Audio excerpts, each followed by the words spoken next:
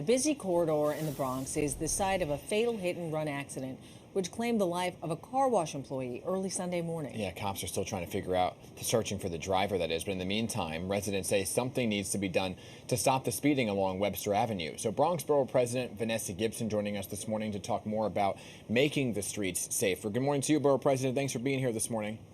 Good morning. Thank you so much for having me today. So, I'm sure you saw what was happening yesterday, right? Sunday morning's accident on Webster Avenue and 167th Street. Not the first time this happened along that block. Just last year, as we were reporting, another driver speeding down the same stretch, causing another deadly accident. So, aside from putting traffic cameras in the area, what else do you think needs to be done there?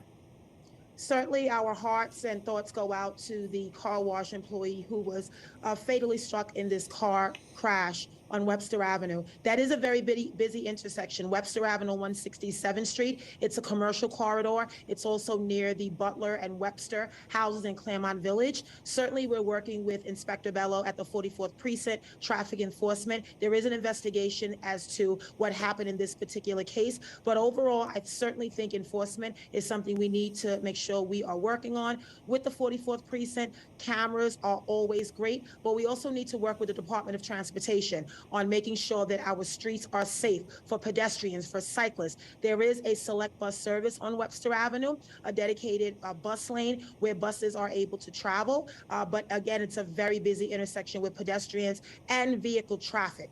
We need to do our part because we cannot allow our streets to not be safe for pedestrians, for seniors, for children. Our hearts go out to this family because no one should ever be a victim of traffic violence. And so we will do better. We will make sure that our streets in the borough are safe for all of our residents. Yeah, it's such a terribly sad story. Let's switch gears a little bit and talk about gun violence. It's actually down so far in the city this year, but the numbers are still high in the Bronx. So there was a quadruple shooting in broad daylight a week and a half ago. Cops are still looking for two suspects who opened fire while on a scooter, killing another man last week. So are you meeting with the precinct commanders in this case and these cases to determine how to get the guns off the streets?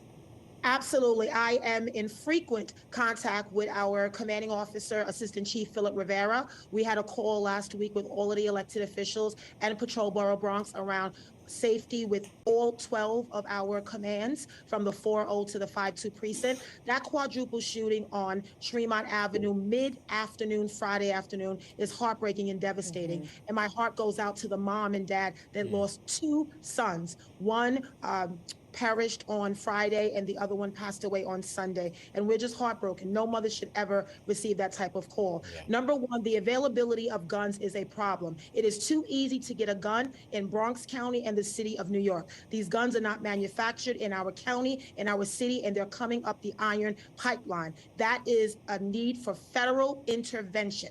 Comprehensive gun control legislation, but also the mindset of young people engaging in violence and why we have so many guns and so many weapons across our city. We have got to change. So we are in consistent contact with the NYPD, but we also know that is not the only answer. We're working with the anti-gun violence organizations, crisis management, SOS, RTG, BRAG, Stand Up to Violence, Guns Down, Life Up. So many organizations that have been on the ground that get funding to work with many of our young people. But we also know the answer to gun violence and poverty are jobs. We need good paying jobs for young people, not just summer youth, but we need pathways for young people to get to college and careers. So we're looking budget season now, working with council members around the borough at all of our community centers and rec centers, Saturday night lights, and how we can enhance these opportunities. Because the answer to me, the greatest equalizer that we could ever invest in is education and jobs. Yeah, speaking of education too, I want to talk about and pivot to schools because the Bronx losing the most Catholic schools at the end of this school year. That's a trend that we've been seeing across the New York Archdiocese, right?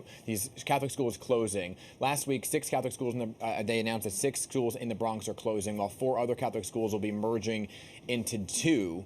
Now, that leaves parents very few options, as you know. What can be done here in terms of options, and what are the chances that the Archdiocese could actually change their mind? And is your office working on any of this?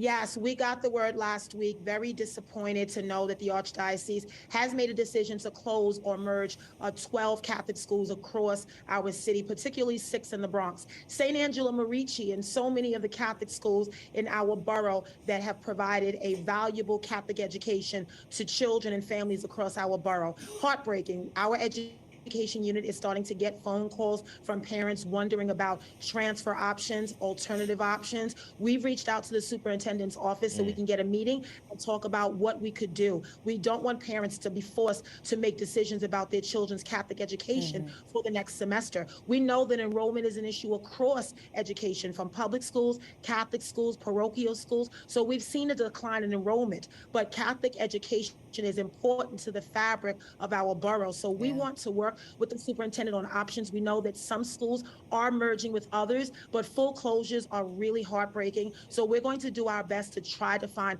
alternatives and see if we can save some of our Catholic schools in the Bronx. Borough President, there's so much more we want to speak with you about: the MTA expansion project in the Bronx, the proposal for a casino for the Bronx. You're getting ready to deliver your State of the Borough address. Is this part of what you're going to be speaking about?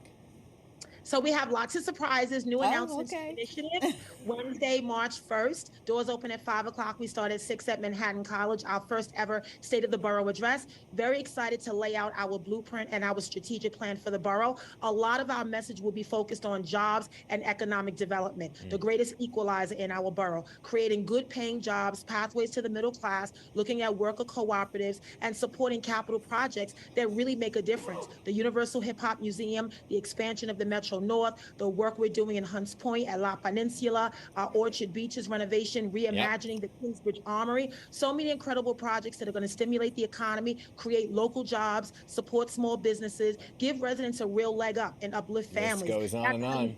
Our community. So stay tuned. Stay tuned. By the way, great location, alma mater, Manhattan College. There you go. We love Manhattan College.